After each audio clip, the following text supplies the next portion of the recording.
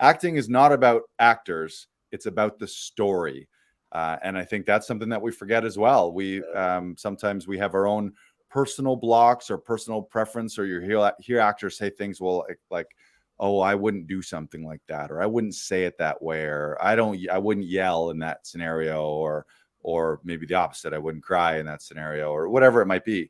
And they're thinking that it's about them or them as a human being, but no, it's about the writer. Somebody wrote this script, wrote this character, wrote this story, and your job as the actor is to transform yourself into that person, or transform yourself under and into those given circumstances, not to give excuses as far as like why your own psychological blocks or your own physical blocks or your own anything that might hold you back from fully expressing what the author and what the playwright or the script writer wanted to actually express. So just remembering that it's always about storytelling, and it's never about you.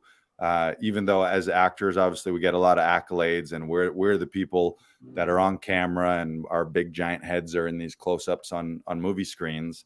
But it is about the story, and if you put yourself in front of that, then you're sort of sabotaging the whole story if you're making it about you. And also making it about the story relieves a lot of pressure and relieves a lot of tension in yourself, because then you're just like, hey, it's not all about me. It's just about telling the proper story and conveying the story to the audience, not about your own little idiosyncrasies or your own little quirks or psychological stuff that you got running through your own head. It's just story, story, story, story.